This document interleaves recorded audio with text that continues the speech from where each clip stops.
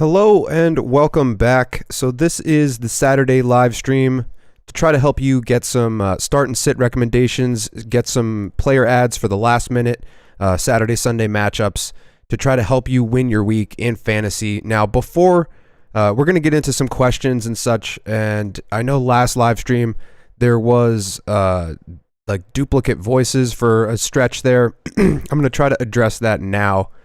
Right before we get into this, just to allow some people to get in.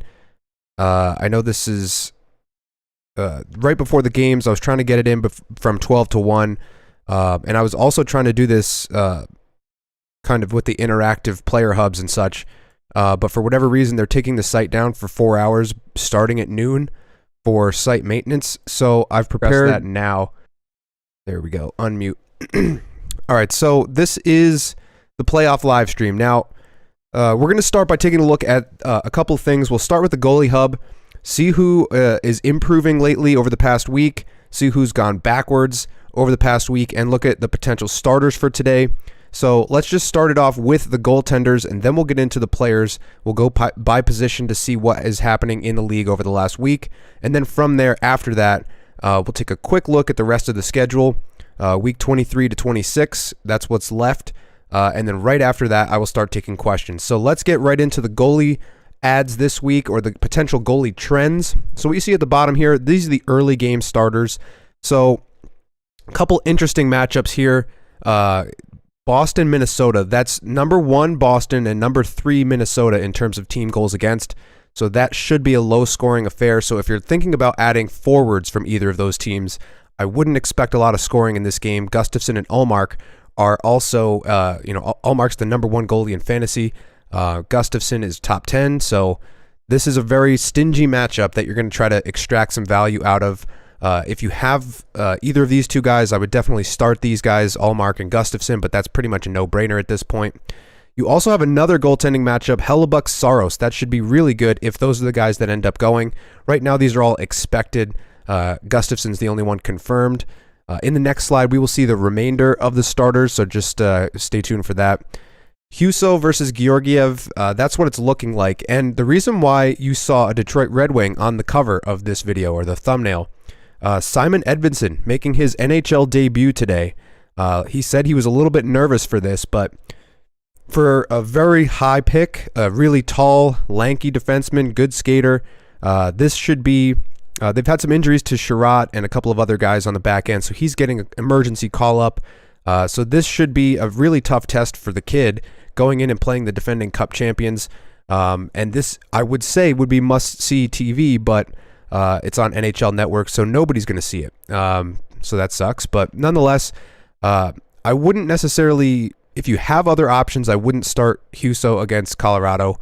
It's just it's a landmine that you're trying to avoid there. Colorado just a steamrolling machine, just going through the whoever they're playing against. They're putting up 4 or 5 a night, and I wouldn't necessarily recommend starting anybody against them if you have the option. And today you probably do have the option because there's a ton of games. A little bit later on, Stuart Skinner versus Philip Grubauer.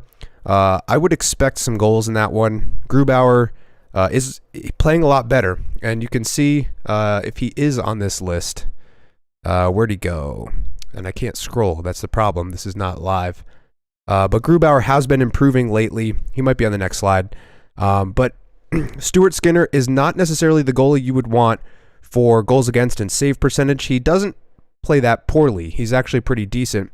And you can see here, he's trended very slightly in the wrong direction. But he is still a 67 on the goalie hub, which is pretty good considering the players that are around him. Kochetkov, Schmid, Ranta, they all have elite level team exposure. Same with Korpisalo. And Skinner doesn't necessarily have the best defense in front of him. So he might get the win just because Edmonton is rolling right now and they've got a lot of high octane offense, obviously. And Seattle's been kind of going in the wrong direction over the past couple weeks here. So I don't know if I'd start Grubauer against the Oilers if you have the option. If you don't have the option, then there is a chance. Seattle is typically a better defensive team than Edmonton, but you never know. They've been bleeding goals for Martin Jones. I don't think that the same thing has been said for Grubauer. He's been playing a lot better lately, but it's still a rough start against Edmonton. Then you have Carolina versus Philly. I wouldn't even touch Felix Sandstrom. Carolina was whacked last night. I thought they'd be a lot more competitive against Toronto. They just weren't. A couple of goals there that were, 2-on-1s, a tip in front. So you can see Kochetkov going in the wrong direction, minus 3.1. He had 2 shaky starts in the last 3 games, so he's starting to trend in the wrong direction. If you're holding on to him like I am, maybe, just think about how close Antti Ranta is to coming back and then make a decision on it. I might have a playoff bye next week, so I might not have to worry about this for another week or two. So maybe in that point, it'll become evident that I have to drop Kochetkov because he gets sent down or whatever, but he's trending in the wrong direction. He's not going to play today anyway, so that's not really going to make too much of an impact. But Akira Schmid is playing against Sergei Bobrovsky today, and the Devils are a top 5, top 10 defensive team. They are actually 4th in team goals against, so they are very stingy, and Akira Schmid typically puts up really good starts. He did have a game, I believe the last game, the last game he played, he let in 3 or 4, and they ended up losing, but he's pretty reliable in that regard. And I know Florida is playing a lot better lately. They're trying to make a playoff push, but they also just, let in 5 goals to Montreal in a 9-5 win. So that was Bobrovsky. So I don't know if I would start Bobrovsky today if you have the option. He's trending in the wrong direction. So is Tristan Jarry. He's trending in the wrong direction. Allmark was a little bit shaky. Same with Gustafsson over the last week. Maybe 1 start in there was not great for either of them. Kochetkov's had 2 consecutive not-so-great starts. Bobrovsky, obviously, that last game was not very good. And Jarry, trending in the wrong direction, but he seems to play pretty well against the Rangers, and they're playing tonight, as we will see in the next slide. So let's just jump to the next one so you can get a little grasp on the night games and some of the other potential goaltenders. So it is confirmed, Matt Murray versus Mads Søgaard. I wouldn't touch Søgaard, and I'll just jump to it real quick. This is Søgaard down here in the red, and Tarasov. These are not guys you want access to. Jake Allen, with the ridiculous amount of scoring that happened in that previous game against the Florida Panthers, he got put in and then pulled again, so that kind of ruined his stats. And Søgaard was not very good in the last game. So for this one, you would start Murray for sure if you have him. But it is a tough matchup because Ottawa is very good offensively. I wouldn't touch Søgaard in this matchup. For Montreal, Sam Montembeault is a good goaltender, but I just don't want access to Montreal's goaltending. And you can see why with the last game that they played. Brian Elliott might be a nice little pickup if you need a goaltending start today to help you win your week. Now, most of you are going to have a ton of goaltenders in today, but if you do need that start, you could potentially go down that route, and Elliott obviously gives you nice team exposure to Tampa Bay, and that should be a win for Tampa.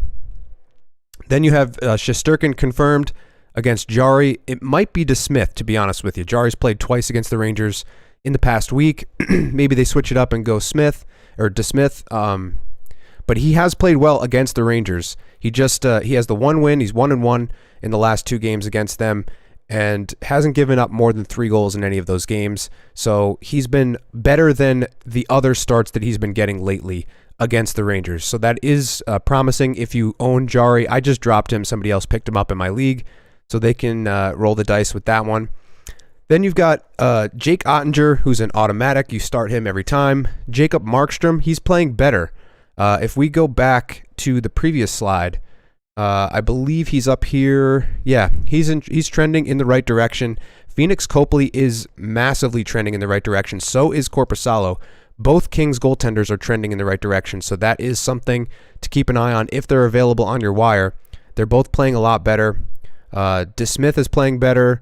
Markstrom's playing better. Schmid, Ranta, Korpisalo, all these guys are starting to trend in the right direction, and if you can get access to them, and if you need that goaltending start, then that will definitely help you out. Then we have Demko against Korpisalo.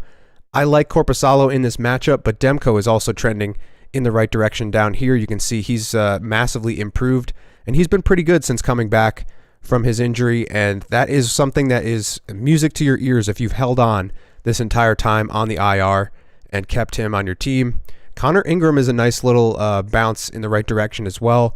Again, you just don't really want exposure to Arizona unless they're at home. But if they are at home, and I don't remember if they are or not tonight, but nonetheless, Vejmelka's playing. So a surprise here is Alex Stalock. He's been really good lately. Didn't expect that, and you really don't want exposure to the goaltending or any, pretty much anybody defensively plus minus or whatever for Chicago, but he has been playing a lot better. Just pulling up Stalock's numbers over the past little bit here. 3 wins in his last 4 starts, 9-7-2, 885, 902, and a shutout, a 5-0 win against Ottawa. I guess it was a couple weeks ago by now, but he's been playing much better. So I don't know if I would go there, but if they're playing Arizona, that's a potential game that could be a push. Either team could win. It's not a terrible matchup for you. But just looking at some of these goaltenders that you could potentially own, trending in the right direction. Grubauer's trending up. Jonathan Quick trending up. Hellberg, if he gets a start, now he's not getting the start today, I don't think, and if he was, I wouldn't start him against Colorado. Connor Ingram is bumped in the right direction. Elliott is going in the right direction, and he's starting today, so that's another reason to potentially pick him up today. Demko's improved and going in the right direction. And then Joel Hofer started last night, but Thomas Greiss is actually playing pretty well as well. I obviously wouldn't touch Binnington with a 10-foot pole, especially after he got suspended. Now, that's just funny, but either way, I wouldn't touch him in fantasy anyway. And if you need a reason why, I did an entire video on that earlier in the season, so you can go back and check that out. And it also applies for Bobrovsky. Somebody asked me right before the game against Montreal, should they start Bobrovsky against Montreal, or I forget who the other team was, and I was kind of trying to lead them away from Bobrovsky because he's not the best goaltender, and Montreal does seem to score against the Florida Panthers, but the Panthers have won now 6 out of 7. At the time, it was 5 out of 6 against Montreal, so I said he's probably going to win, but they might give up a bunch of goals, and that's exactly what happened. So just keep that in mind if you're trying to run with Bobrovsky today. But that'll do it for the starters at the bottom here. But let's take one look at the bottom little chunk of the goaltending hub. Tarasov going in the wrong direction. Sogard going in the wrong direction. Kakinen. John Gibson going in the wrong direction. Jake Allen, obviously that terrible start threw him off. Binnington's down. Reimer's down. There's a couple of guys down here that are playing better. Dostal's playing pretty decent. Stolarz is out for the season, which does hurt because he's a pretty decent goaltender when he plays. Dostal coming in and filling in that gap. You have a couple of other interesting names here. Peter Mrazek, when he's healthy, I don't think he is right now. He's been playing pretty well, and that's both Chicago goaltenders taking a step in the right direction. They've chipped off some wins against some really good teams, including Boston, so that's interesting. And then obviously Ingram, Jackson Stauber, again, another Chicago goaltender trending in the right direction. It's just weird. I don't trust them, especially during your fantasy playoffs, because you really don't want to take on risk during your fantasy playoffs. But if you need to, if you're looking for that spot start, then you can go ahead and do that. But let's transition to the player hub and take a look at some of the guys who are improving the most over the past week. So both the goalie hub and the player hub were updated this morning. As you can see here, the change interval is going to favor Jakub Vrana because it's a small sample size. He hasn't played a lot of games. I think it's 11 now. But he's still elite level in goal production, relatively elite in power play production and shots. And if you watched the game last night, I watched the highlights. The top 6 is buzzing right now for St. Louis, and Buchnevich is leading the way. He's been a really good story this year. If you drafted him, you probably got him really late, and he's helping you a lot right now. He's well over a point per game, and Vrana's playing with him. So I highlighted that in a fantasy file short on YouTube and Instagram because you're getting access to a guy who's top 10, top 15 in terms of point per game this year. And then also Kapanen scored last night, and he's a little bit of a deeper league play for me, but some of these guys are getting an opportunity in St. Louis right now because of the fact that they've shipped off so many of their pending free agents, guys like O'Reilly and Tarasenko, etc., Barbashev. So they're getting an opportunity in the top 6. They're getting an opportunity, Vrana specifically, on the top power play unit. So if you need somebody to try to replace Kaprizov or Svechnikov, this is what I was suggesting you look at, because he is elite level in 3 categories, and you're not going to get all these category coverages the way that you would with Kaprizov. You're not going to get the hits like you would with Svechnikov, but you're getting close enough. So this is the change interval, and it's a minimum of 0.6 point per game, because you don't really want anybody who's less productive than that in your fantasy playoffs. A couple good stories. Michelli. A lot of guys in Arizona getting it done lately. Travis Boyd is another guy getting it done. Michelli is an assist-heavy power play guy, so that's keep that in mind, but he is getting you exposure to Clayton Keller, who's one of the hottest players, and we will look at his file in just a second. Jake Gensel just keeps chugging along. He's improving. He had a nice goal the other night against the Rangers. Phil Tomasino. This is, if you look at Nashville's top 6, there's a lot of rookies, a lot of younger guys. It was Luke Evangelista for a little bit. Tomasino's getting an opportunity. Thomas Novak is still climbing in the right direction. So some of these guys are sneaky plays, and I'm trying to remember who they play again today. Just had it up. They play Winnipeg, so that is a tough matchup if they're playing Hellebuck. But either way, these guys are something to keep an eye on, because I believe Nashville has a good schedule coming up, and we will take a look at that in just a second, because I do have this is from the week 23 to 26 schedules coming up in just a second.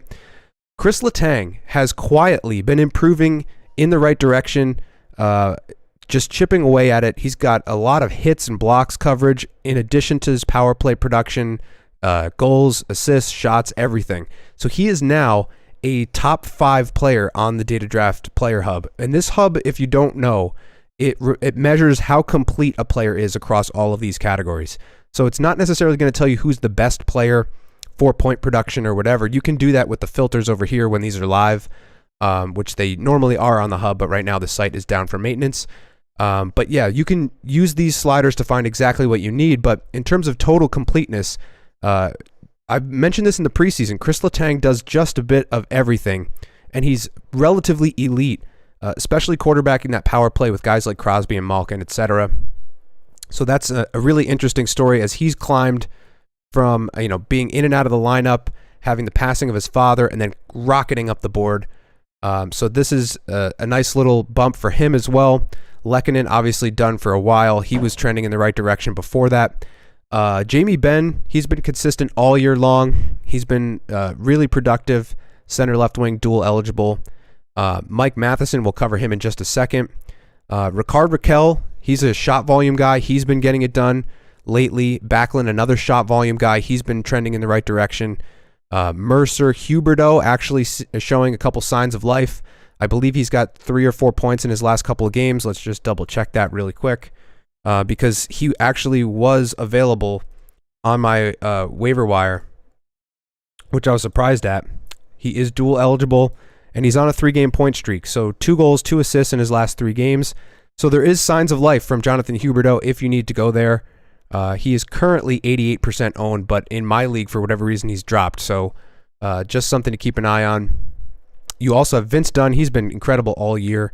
I picked him up, I think, around January, and he's been incredible as a replacement for John Carlson, who could be back soon.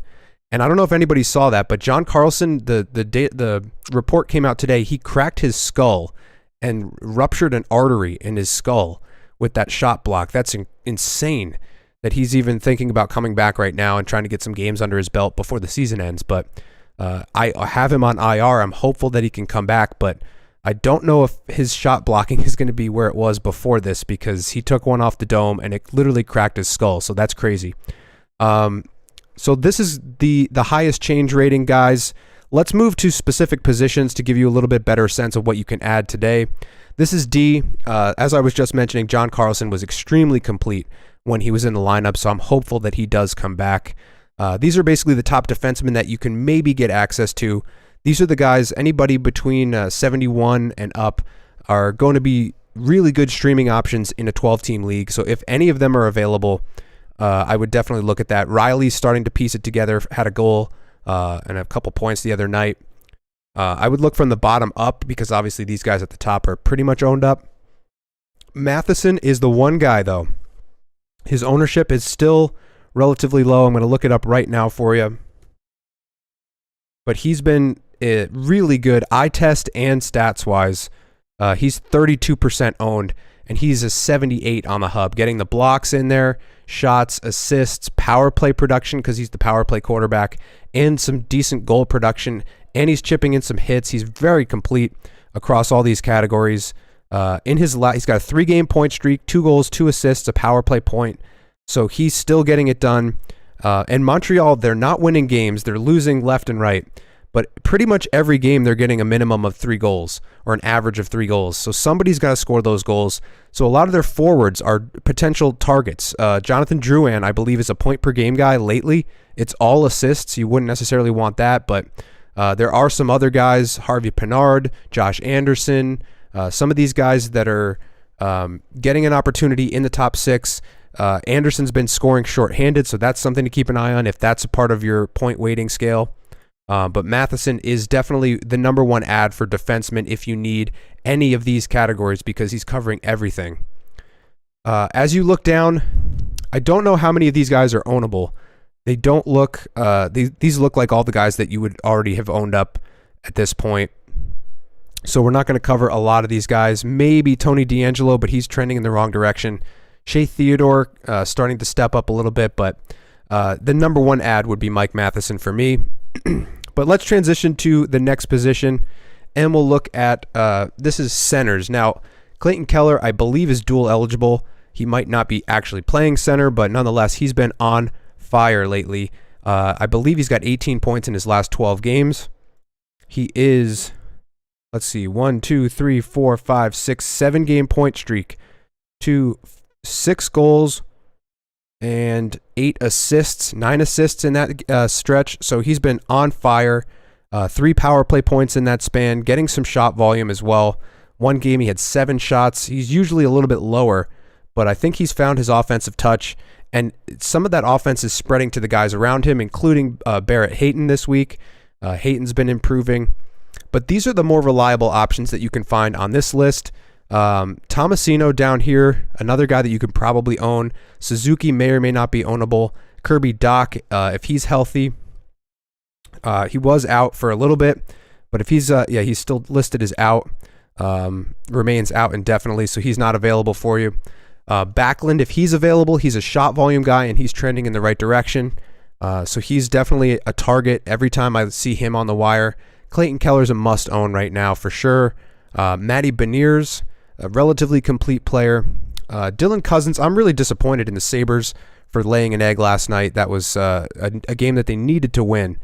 They're trying to make the playoff push, and they just laid an egg against the Flyers, who they should have beaten. So that's pretty disappointing. Phil Deneau, this line, coming back again. They had a great game the other night. Trevor Moore, Phil Deneau, and Victor Arvidsson. All of those guys are really good streaming options. Braden Shen, if he's available. Again, the St. Louis top 6 has been reworked, shuffled around a little bit, and now they're a little bit more productive than they were. Jordan Kyrou is red hot. I forgot to mention him. So if you can get access to any of those guys through Braden Shen, he's a pretty decent own as well. Anders Lee, Brock Nelson, some of these guys are typically goal scorers that you can find on Long Island. Kyle Palmieri, who we will talk about in just a second. Carter Verhaeghe still getting it done if he's on your wire. Chandler Stevenson, I believe, is 3-position eligible. So these are some decent options for you if you need a center. But let's transition really quickly to left wingers. Now, Lehkonen obviously down. Some of these guys may be available for you. Sam Bennett, in a couple of leagues, he hit the wire. Buchnevich having an incredible season. A lot of these guys are owned up. Brandon Hagel, trending in the right direction, relatively complete at a 73. He's probably available for you on your wire if you're in a shallower league, a 10-team or 8-team league. He just got bumped up, as far as I know, to the Kucherov and point line. So anytime he's with them, I like that exposure. Lawson Krause, again, Arizona. I had somebody ask me today, was it in the Discord? It was not. It was, I believe it was on Instagram, asking me about which ad I liked for Arizona. And to be honest with you, it depends on what you need, because Michelli is assists and power play. Krause is going to get you hits, 92nd percentile, 89th percentile in goals. Shot volume is a little bit low for a goal scorer, but he does cover everything else pretty well, which is nice to add to your team if you need it for this particular matchup. And then there's some other guys down here. Harvey Pinard, still really complete, still hitting. So that's a really interesting file because he's probably there for you on your waiver wire. Tolvanen's another guy you could go to. You never know who's going to score in Seattle. It could be him on any given night. As long as they're going to give him an opportunity on the power play, that's going to help his ownership levels. Then you also have Arvidsson, who's more of a consistent option for me.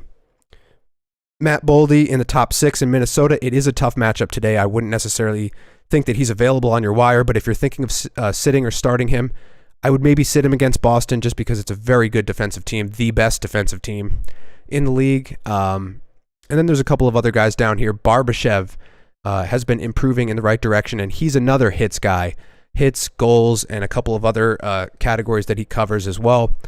So there's some options for you there for left wingers. Let's go to right wingers really quick. Then we'll look at the schedule just momentarily, and I'll start answering some of your questions. Right wing options. I've been hearing a lot of questions about Batherson. If you have him, just put him in your lineup. He's still really productive, really complete, gets a little bit of everything. You're seeing Owen Tippett here. He had a hat trick the other night, and the reason that I'm featuring him here is he's one of the highest rated guys that you can probably find on your waiver wire. 92nd percentile in shots, 88th in goals, and pretty complete in everything else. And he's getting a massive amount of ice time, about 25 minutes a night. So if you can get access to Owen Tippett, that is definitely preferable to somebody else that you might find deeper down here because he's going to cover a little bit of everything for you and give you that elite shot and goal potential. So that's something to keep an eye on. Ryan Hartman is another guy I thought about featuring here. Again, if this was dynamic, I'd just pull his name up and you'd see it anyway. But Hartman in the top 6. Now, he used to be center with Zuccarello and Kaprizov. Obviously, Kaprizov's out.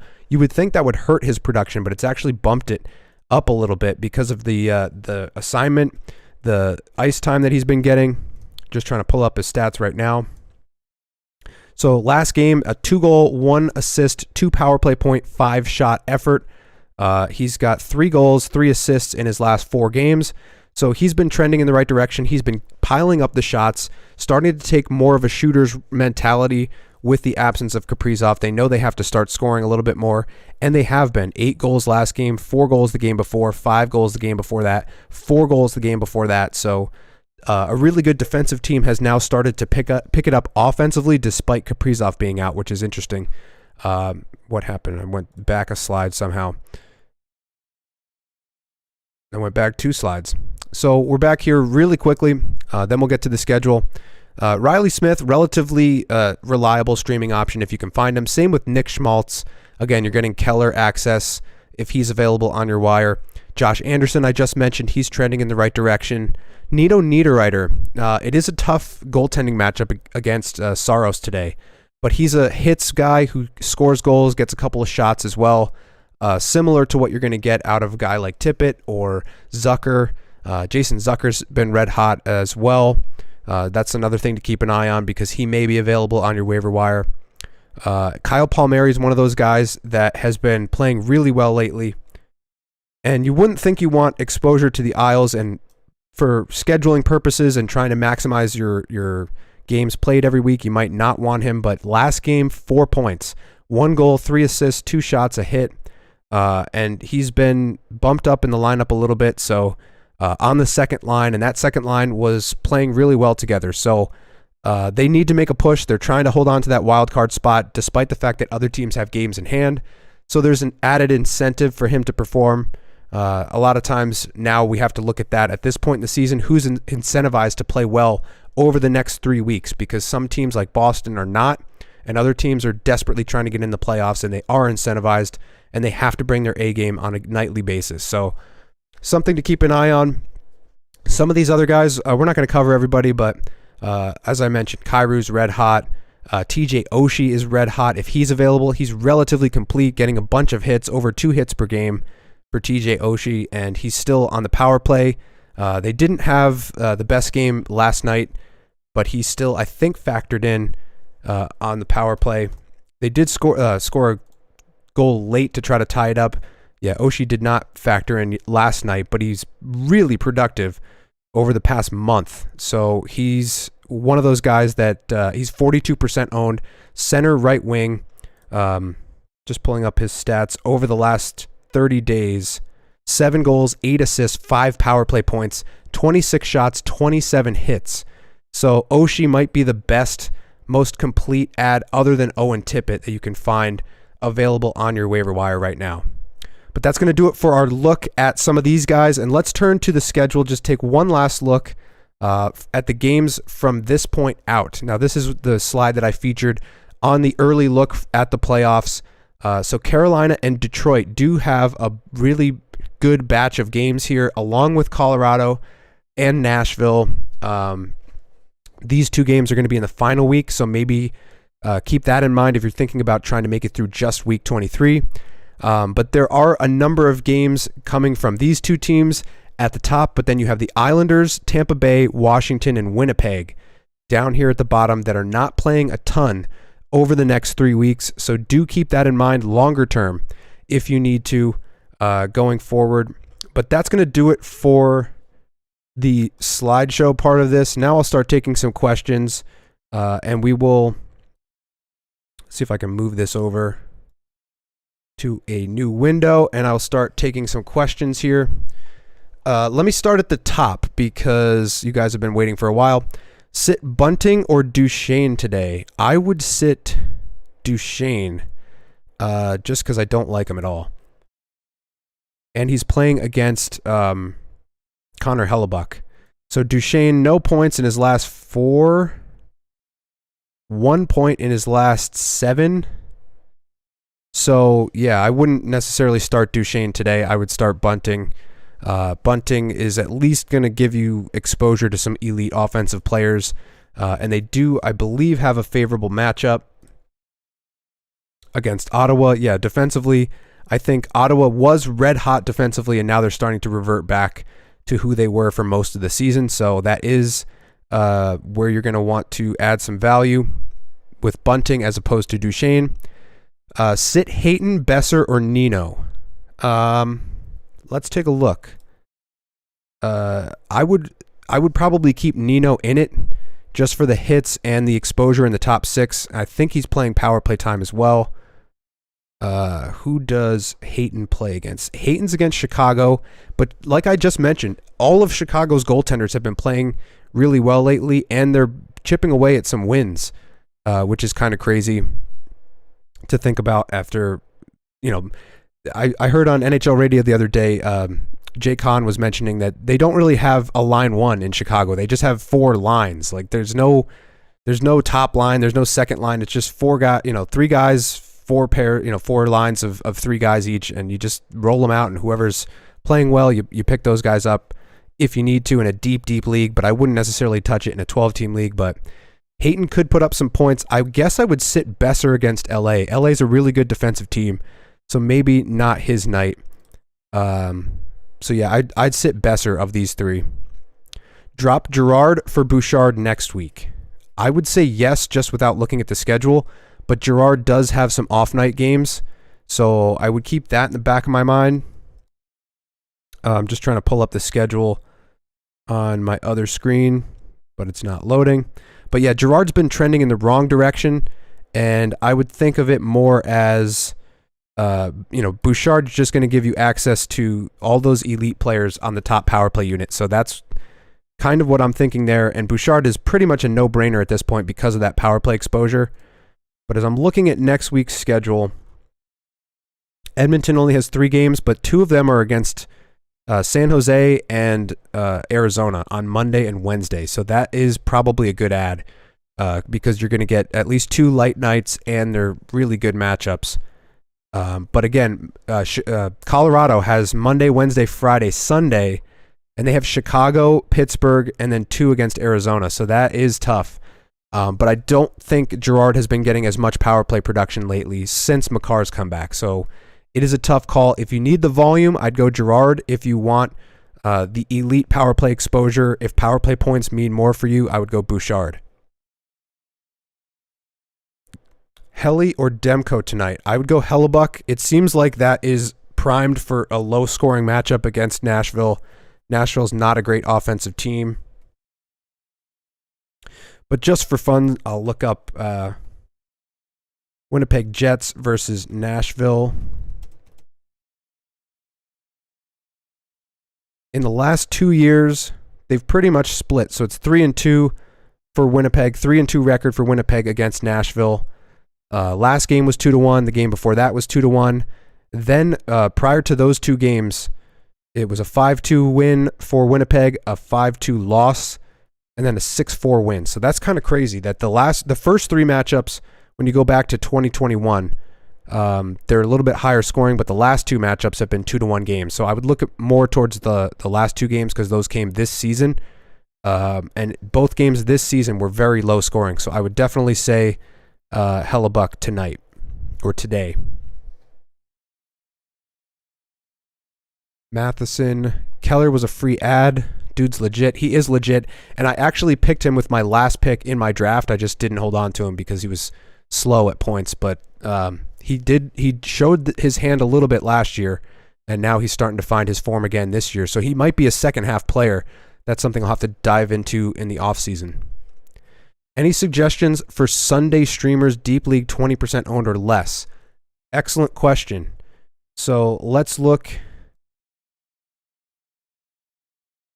I'll pull this over so you can see the schedule. If my freaking problem here is my laptop screen is 16 by 10 and most TVs are 16 by 9. So I have to shrink everything when I pull it over to my other screen, which is literally just an old TV. So tomorrow you have Anaheim, Vancouver. That could be a goal fest. So I would potentially start there. Boston against Buffalo. That could be a goal fest for Boston specifically. Vegas against Columbus. You would look at Vegas ads in that one. Rangers on the second night of a back-to-back against Nashville on the second night of a back-to-back. And the Rangers are home, so that could favor the Rangers. You could potentially add a Ranger today and get 2 games for that. Devils against Tampa. That's been a good matchup this week. A shootout loss for the Devils. Really close game. Timo with 2 goals in that one. That was pretty fun to watch. St. Louis, Winnipeg. I don't think that's going to be that high scoring because Binnington's not back, but that's going to be an interesting game to watch nonetheless. So I would start with Vegas and Vancouver or Anaheim ads for tomorrow. And Vegas, I would think Barbashev would be potentially ownable. Under 20%. Martinez, shot blocker. Could you go Kessel? Not really. Not really. Not a lot under 20% owned. You might be able to find that, in Anaheim.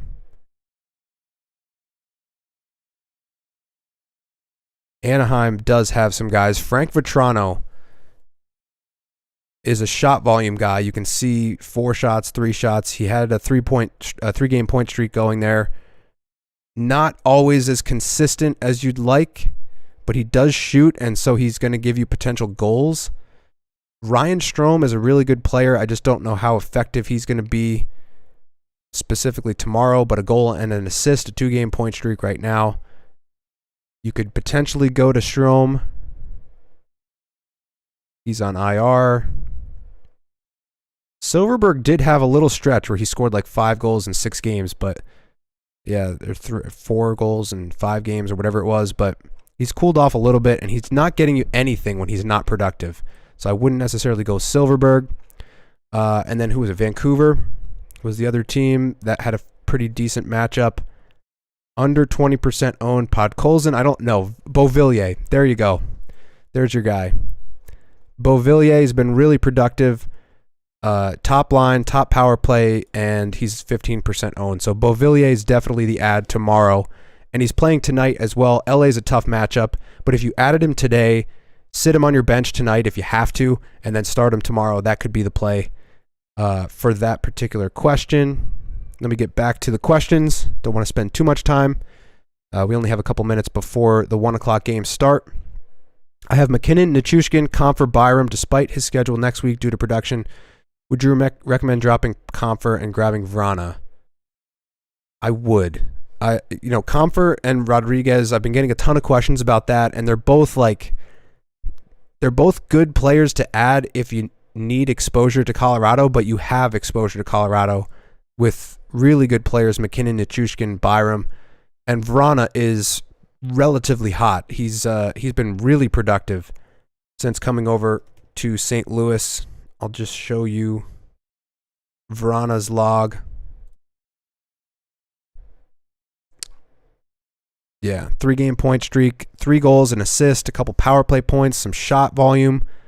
So I would definitely pick up Vrana if you can, and you don't necessarily always, like, if you're picking up Avalanche to try to capitalize on the light nights of the schedule, you don't necessarily want too many Avs because then you don't have enough guys playing on the heavy nights.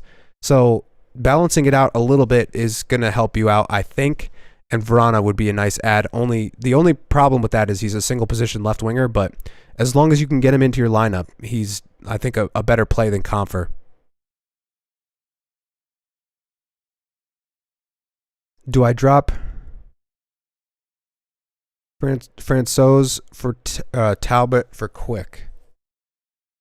Yeah, you could do that. I think LA's goaltending is improving. Vegas. I keep thinking LA with Quick. Vegas is very good defensively. They are, pull it up here, they're 11th in goals against, and I think they're even better in expected goals against. They are 5th in expected goals against, so they are a very good defensive team, and Jonathan Quick has been playing much better for them, though he did lay an egg in his last start, I believe, but I do think he's kind of a better option than Talbot right now just because of the team defense. Should I stream Palmieri over Nino? I wouldn't. Palmieri had a good game last game, but he's not as consistent, and with Nino you're at least getting hits and some shots, and he has an opportunity in the top 6 to score, so I would definitely choose Nino. Is Demko worth keeping for playoff stretch? If you need the start volume. Now, I've been seeing he's improving. I want to look at his stats over the last little bit, and I'll pull him over. So, some really good starts in here, and he's chipping away at some wins too as well. 895 is not great, but he made 34 saves, got the win. 944 in a loss, 973 in a win, 909, 900, 926, 889. You're allowed to have a bad game every now and then, and it was at Arizona. That's another one of those themes. Teams do not play well when they go into the Mullet Arena, so I do think he's a good play. I haven't done a deep dive on his schedule specifically, but I do think that he's starting to find his game. Let's look at his stats over the last 14 days. 925, 4 wins, 201 goals against. So it looks like he's back to being Thatcher Demko. And that's really good news if you held on to him this entire time. I was looking to pick him up during that stretch, and I couldn't find him on any waiver wires. So other people were holding on, and they've been rewarded for that. So I do like Demko. Nino also playing his old team. That's always added motivation. Thoughts on moving out Murray for Grubauer or Korpisalo in the next few weeks? Other option is to wait on Thompson. I already own Gus and Quick. It's tough because Murray and Korpisalo are both 1A, 1Bs on a really good defensive team. I would lean Korpisalo of the 3 of them, but I do think I think the main concern with Murray is just injuries. And I think you're going to rid yourself of that injury risk if you pick up Korpisalo, which might be the deal breaker. Just pull up Murray's stats really quick before he's playing tonight, so that should help you make your decision if you have to. And yeah, Murray has been a sub 900 goalie for the last little bit here. 862, 846, 880 or 833. So yeah, I would definitely he might play a good game tonight and then, that might sway your decision, but I do like Korpisalo a little bit more. And I think Korpisalo is playing tonight. It's not confirmed, but if you don't have to play them tonight, if you're looking, down the road, I would just see what they're going to do tonight and then make a decision tomorrow before your week resets and your ads reset. Sit Larkin or Scheifele tonight. I'm sitting Larkin for Trocheck and McDavid because I need hits. So it depends on what you need, but Larkin has been really good lately. And Scheifele is consistently good. They're both very similar. Guys that I can sometimes stream in my 12-team league. I've held on to Larkin all season. He's been really good for me. So 1, 2, 3 goals, 3 assists, 1, 2, 3, 4, 5, 6, 7 games. Close to a point per game over his last 7, getting a ton of shot volume. 5 shots last game, 2 hits. So if you need the peripherals, if you want the floor to his file, the shots and the hits, I would go with Larkin. And again, Scheifele's playing Saros. If Saros wants to steal that game, that might not work out. But and I'm hoping that's the case because I'm starting Saros today. Scheifele, no points in his last 2 games, but 6 shots last game. And then he's been relatively productive prior to that. So it is kind of a toss-up. I think... Gonna find, Detroit's playing Colorado.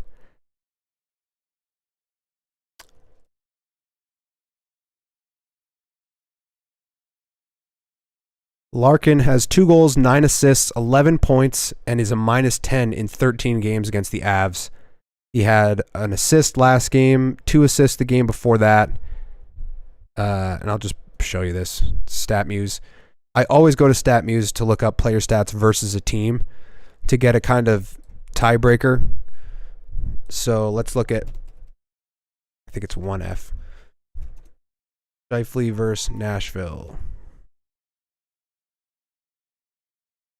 And then no points in his last 2, a 3-point game, a 1-point. It's literally a toss-up. I've never seen, I've seen this a couple times, but it's basically a toss-up. Just whatever you need. If you need the shot volume and some other peripherals, I would go Larkin. But it's pretty much a straight toss-up. Looking for a good streaming option that played today and tomorrow. Skater or defender. So let's check the schedule. Boston plays today and tomorrow, and they have a good matchup tomorrow. So let's start there. God, the stupid aspect ratio thing is a pain in the ass. Boston.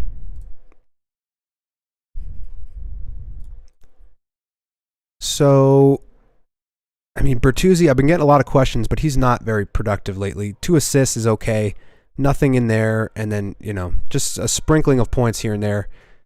But I guess you could go there because he's going to pick up a couple peripherals. Zacha would be a decent ad as well, 3-position eligible, so he might get into your lineup a little bit better. And he's been a little bit more productive. 2 goals, 2 assists in the last 3 games. Zacha might be the play there. And who else plays back-to-back? Rangers do. Nashville does. You could get exposure to pretty much anybody in Nashville in the top 6 if you wanted it. I don't know if I'd want it just playing against Winnipeg and then the Rangers, 2 pretty decent teams. So you could go Rangers and maybe look at some of the kids. Lafreniere, Hedl. They've been a little bit cold lately. 5 hits for Laf. But they're cold, but they're still playing well together. I don't know how to describe that. Kakko's the least likely to do anything for you. And Hedl would be the number 1 ad in my... Well, because Hedl and Lafreniere are getting power play time. So those would be some decent options just for the Rangers back-to-back. Tampa Bay has a back-to-back, but they do play Jersey tomorrow. That is tough. If you could find Killorn, I would do that. I don't know who else would be available from Tampa. It's the last team I'm going to cover, and then I just want to quickly cover some other questions that people have had. Sorelli might be a decent ad. Colton's been relatively productive. I don't think there's one guy that you can look at and just say this is the definitive ad for the back-to-backs. Because you also have to think of who, I prefer veteran players in a back-to-back situation because they've kind of, they know how to manage the game a little bit better. But, yeah, those are some options for you. 6 minutes left before the game start, and that's probably when I'm going to cut this off. I might go a little bit over just to help you out a little bit. But your waiver ads are going to get cut off in 6 minutes, so let me try to go rapid fire. Anderson and Gus, do you think I should grab another since Gus is splitting a lot with Fleury? If you're in a points league and you get points for wins and shutouts and things like that, then I would definitely run with another goalie. If you're in a categories league and you can make do with just 2 goalies and just boost your offensive categories, that might be the way to go. So it really depends on your league format, but those are 2 really good goalies, and Gustafsson has been trending in the wrong direction. It'll be interesting to see what he does today against Boston, a really good team. Obviously, the best team that we've seen in a while. But I do like both Minnesota goaltenders. I would definitely hold on to them. I wouldn't drop either of those guys. Unless you're talking about Craig Anderson. If you're talking about Freddie Anderson, then Freddie Anderson and Gus are good. Craig Anderson you should drop and pick somebody else.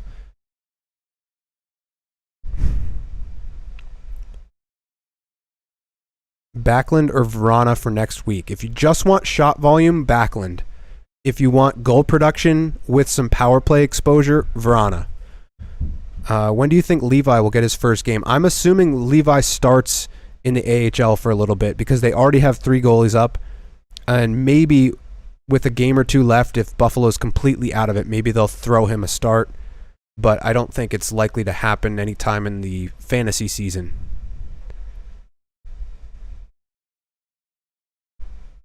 Yeah, I would like it if you hit the like button. That'd be cool. I have Gustafsson. Hope he plays well. Thoughts on Tippett?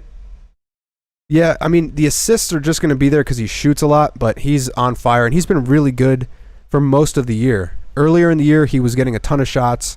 Then he kind of died down a little bit in the middle part of the season, but he's still hitting, getting some shots, getting a little bit of everything. And I like the amount of minutes that he's playing. He's getting a ton of ice time.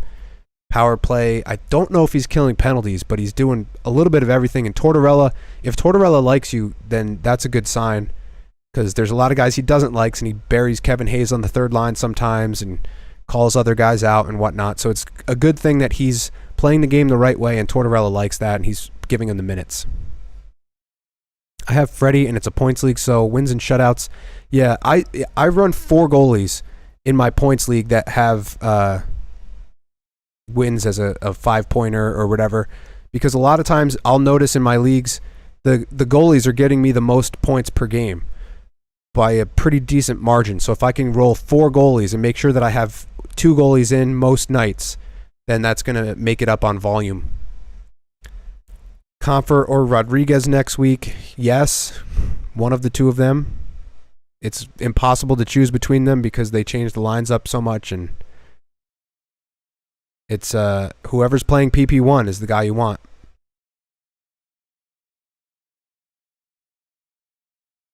Thanks, Zay. Appreciate it.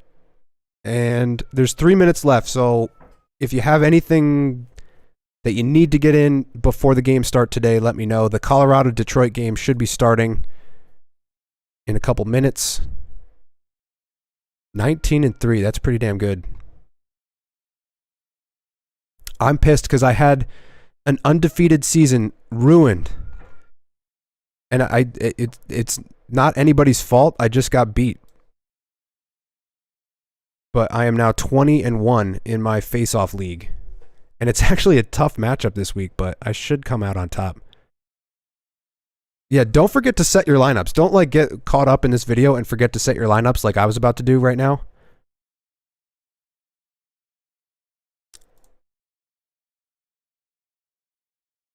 Yeah, I was just about... Oh, I got Tavares on IR+. That's not good. I might not need him. But yeah, 20-1, that was devastating because I would have been undefeated, and I'm sure that everybody in that league would have hated me. Although they probably do anyway. Opinion on Akira Schmid. He is...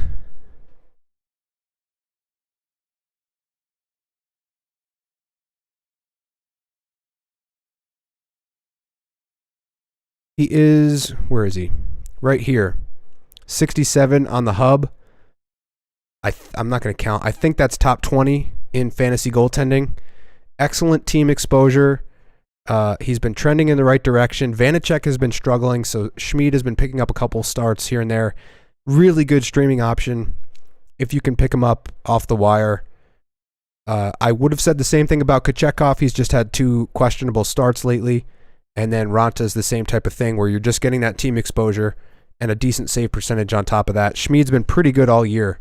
Whenever he's been given the ball, with Blackwood down, he's getting a little bit more of an opportunity. So I do think Schmid is a really good streaming option.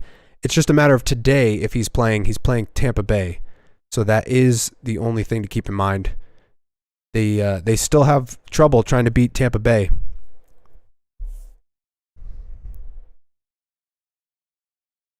I showed you Allmark, but I wasn't like super high on him. I thought it was going to be a straight split because that's what it was last year. It was literally 41-41 between him and Swayman. So I kind of said that this is like the tandem. You shouldn't just own Allmark. Kind of wrong on that bit, but I'm glad that you got some value out of it nonetheless. How do you feel about Mario Ferraro? He's a big hitter, and if he's playing top pair with Erik Karlsson, then that's nice exposure. He's just not going to get a lot of offense. Francouz from the Avs or Talbot from Ottawa. I don't think Francouz is healthy yet, which impacts that decision. If he is healthy and if he is the starter, then starting that game, then I would like Francouz for the team exposure. And I think the Avs play all the off nights and they have a pretty good strength of schedule. Talbot, the Sens are going in the wrong direction. I have Erod Nichushkin. Should I pick up Comfer next week? I wouldn't. You have enough exposure there, and him and Comfer are pretty similar.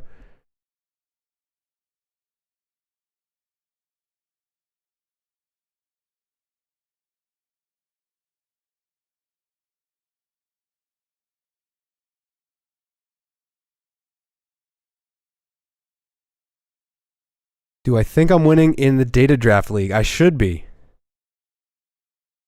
Yeah, it's a I don't want to say it's a lock, but I'm projected 197, 164.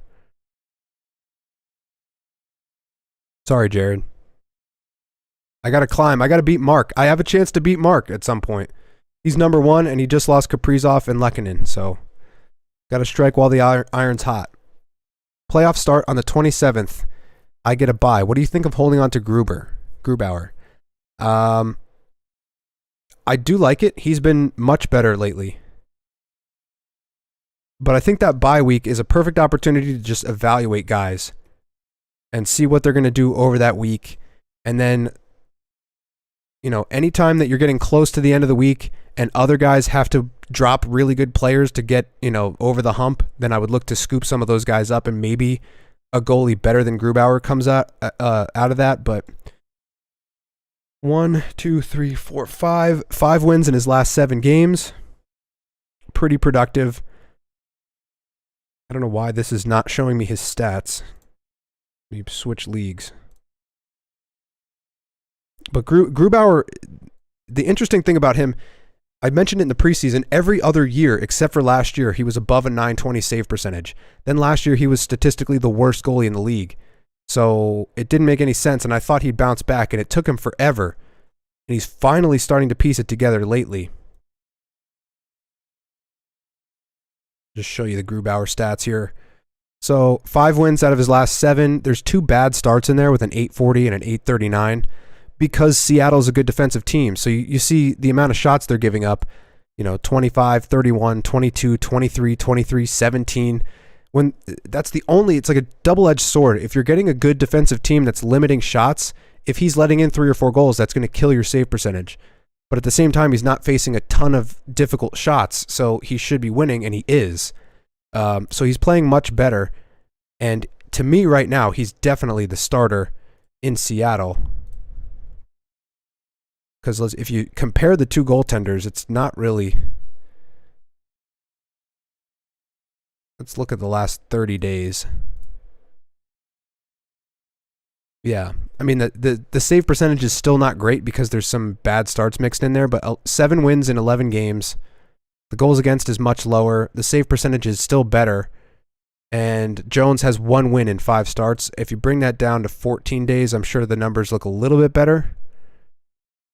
Still would like to see a little bit better save percentage out of him, but that's what I'm talking about with the shot volume being so low against him that if he lets in 2 or 3, it's killing his save percentage, but it's still...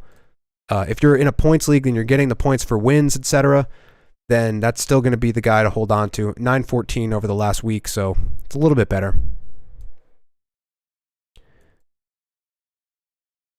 Opinion on Morgan Riley lately. So Mark in our Discord group has been on him all year about not being productive, and he just picked him up in the Data Draft League, and sure enough, he goes out and scores. So to me, he's been a bit disappointing for his power play usage.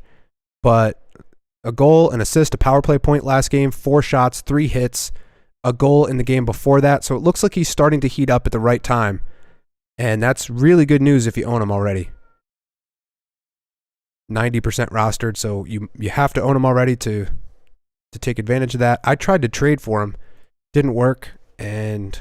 that's fine by me. I got some pretty good D, and hopefully I get Carlson back soon, so that should help. Your team was 1-8, and you made a nice comeback.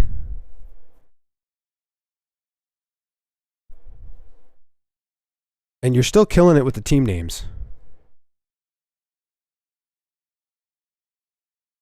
I think that's going to do it. That's the end of the chat. I'm not getting a ton of questions, and it's 1 o'clock now, so the early game has started. So if you watched, thanks for doing so. Remember to leave a like, a comment, or whatever. This live chat goes away, so if you have any other questions, leave it in the actual comment section. And that's going to do it for this one. I got to just figure out. Yep, all right. So thank you guys for tuning in. Hopefully I could help you out with some of your decisions coming up. I wish you the best in your fantasy playoff matchups. And stay tuned for the weekly video tomorrow.